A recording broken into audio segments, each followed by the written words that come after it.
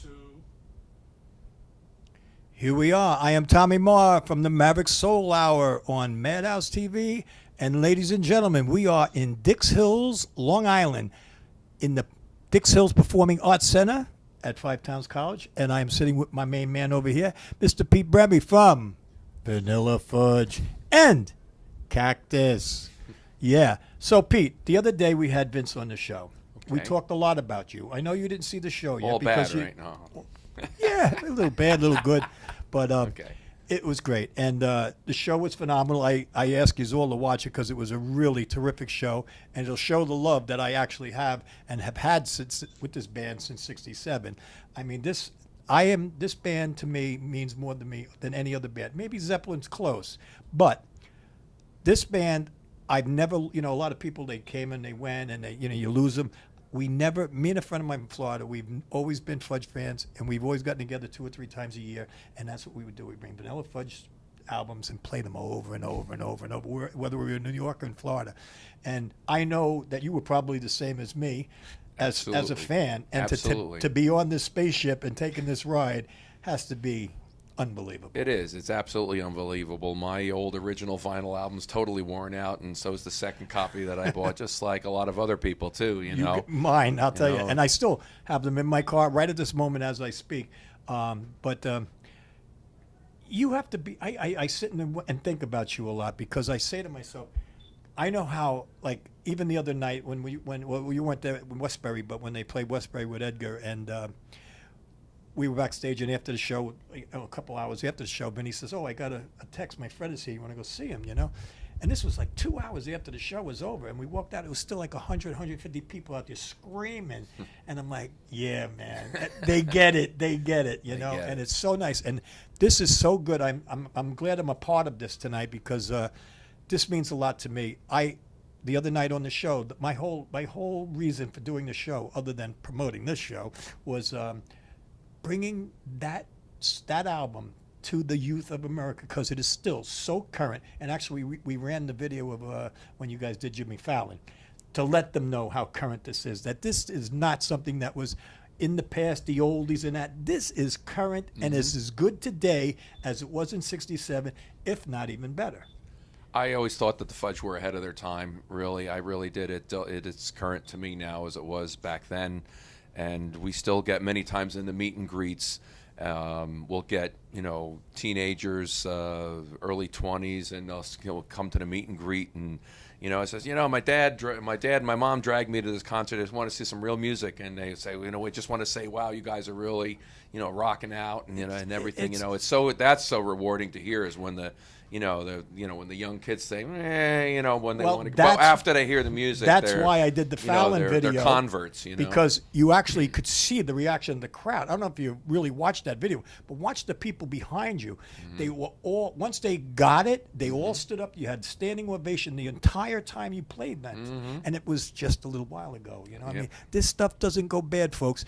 And like I told everybody, that album, '67.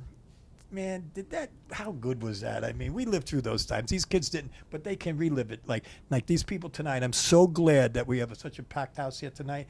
I am so glad that these people are going to get to see you guys. I am so excited to watch them. I'm so excited to watch these other guys, too. I stand on the side of the stage, and I still freak out many times. Like, I'm standing there with these 3 original members of the Fudge, thinking back, almost 50 years ago. Now I was 14 years old when I first saw them. Actually, I saw them live first before I actually heard the record because it was Action House? No. This was over in New Jersey, actually, a very small place in New Jersey. It only held about 200 people. It was outdoors, and I've actually met 6 or 7 people in the past 10 years that were actually at that show, believe it or not. At this tiny little show, but they weren't even really well known yet because it was in August of '67, the day before the album was released. Because I remember Mark announcing it, our album's coming out tomorrow. Wow.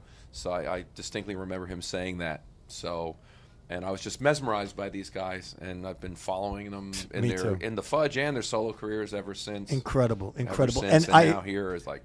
I mean, I've had to see them at least 30 times. And every time I come with the same excitement. It's never like, oh, we're gonna go see the.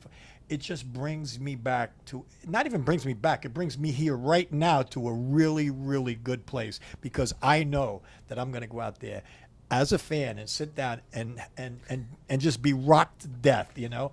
And I mean, this band actually, you know, is the band that laid the way for Zeppelin, and they taught Zeppelin how to do it. You know what I mean? And that's no baloney. That's fact. I mean, you know, Robert Plant gives them all the credit in the world. You know? Yeah. Well, I mean, you know, the Led Zeppelin was the offshoot of the Yardbirds, and they called it the New Yardbirds, and they were basically kind of a blues band, you know. And when they started touring, they developed their heaviness, I think, from touring with the Fudge on those without first two tours. question. And then Deep Purple actually copied, you know, they wanted to be the Vanilla Fudge. You know what I mean? And God, that doesn't get much better. Doesn't get much better than that. Yeah, So, Richie Blackmore had quoted a direct quote saying Richie Blackmore said that they wanted to be the British Vanilla Fudge, and John Lord said Mark was his hero. Yeah, you know, we just saw Richie over at the Paramount Theater with his wife. It was good. Yeah, it's amazing how many keyboard players had Mark as their hero, including Keith Emerson. Including Mark was doing a convention a couple of years ago, or was it last year?